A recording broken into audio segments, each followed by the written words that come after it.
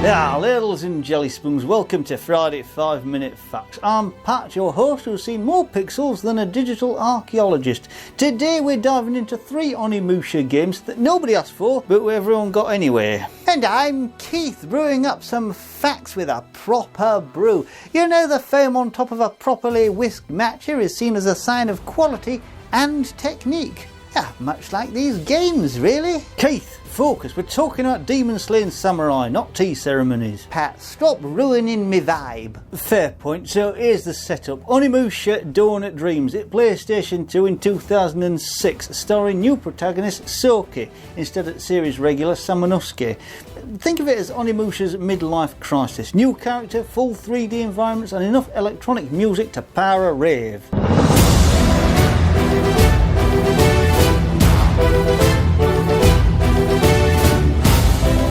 Onimusha Blade Warriors from 2003 was basically What If Smash Brothers, but with more historical trauma. A fighting game featuring the series' greatest hits. And Onimusha Tactics, also from 2003, took the series to Game Boy Advance, it did. Strategy RPG featuring Onimaru, not to be confused with Samanosuke or Jubei or any other protagonist they'd already burnt through. 3 games, 3 different approaches, like ordering fish and chips and getting sushi, haggis and a curry instead. Oh, I could go for some curried haggis about now, Keith.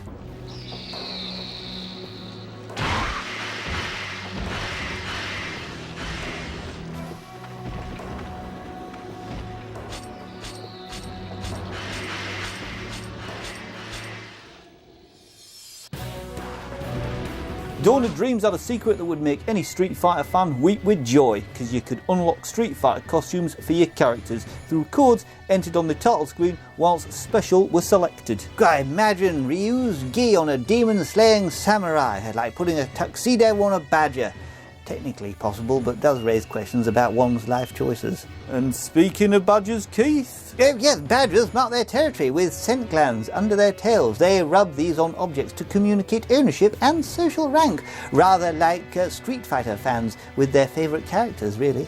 Now it goes even further though. You know, if you wore the Street Fighter costumes in the Dark Realm, the associated character's theme from the Panasonic 3DO port of Street Fighter 2 Turbo would play. Ah, the 3DO, there's a console that knew how to fail spectacularly. Like my commentary career. But moving on, have you tried any of these costume codes at home? Drop us a comment down below if so.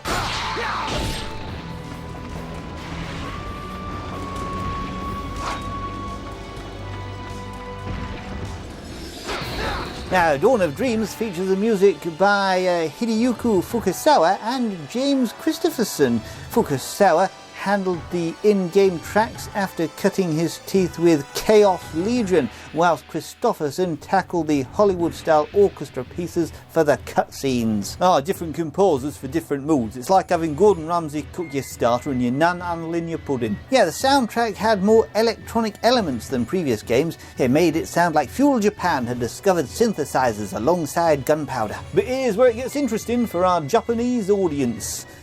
All one of you.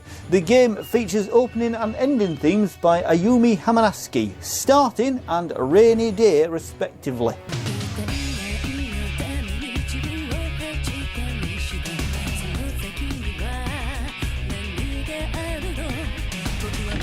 Yeah, pop star meets demon slaying, like having Adele write the theme tune for Game of Thrones. Western version removed the opening theme entirely, probably thought Western audiences couldn't handle J-pop with their sword swinging. Yeah, cultural differences, Pat. It's like how Americans think tea comes from bags instead of proper leaves. Oh, you and your bloody tea obsession, Keith. Now, next fact has us looking at Blade Warriors.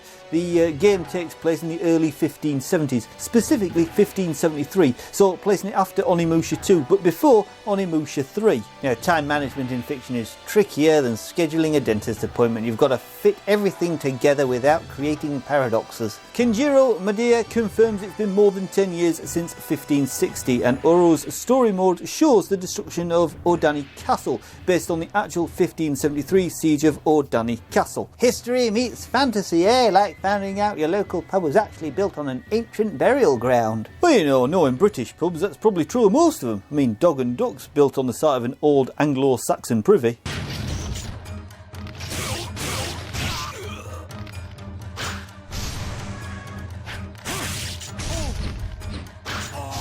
Evening fossils, I heard you were discussing timeline continuity without mentioning the obvious. Rude, coming from a lad walking in late, right on schedule. What's the obvious bit then? Onimusha Tactics. It completely ignores the PlayStation 2 storyline and sets itself in 1582 with protagonist Onimaru. I mean, it's like making a Star Wars spin-off but calling it Space Knights and pretending Luke Skywalker never existed. Sometimes you need to clear the slate. Yep, same basic plot though. Samurai with Oni Gauntlet fights Nobunaga and his Genma army. If it ain't broke, don't fix it. If it is broke, just change the protagonist's name, I guess. Yeah, classic Capcom efficiency right there. Which of these 3 games did you actually play? And more importantly, did anyone actually unlock those Street Fighter costumes without looking up the codes online? Be honest, we can smell lies through the internet. Although that might just be the curried haggis. Also, did anyone actually finish Tactics? Because that game was longer than a British queue at the post office. Speaking of finishing, Dawn of Dreams got middling sales despite positive reviews. It was Japan's 41st best-selling game in 2006 with 325,872 units shipped. That's not terrible. It's not exactly Resident Evil numbers, is it? Yeah, sometimes good games just get overlooked. It's like a proper brew in a world of instant coffee. Or like strategy games on a handhold in an era where everyone wanted console action. Hey, fair points all round. Subscribe for more retro gaming facts that'll make you feel ancient and hit that notification bell. And remember, gaming nostalgia is best served with a side of sarcasm. Or curried haggis. We'll see you next Friday for another 5 minutes of questionable gaming wisdom. Life is too short for bad tea and unfinished game collections. Although both are inevitable if you're British.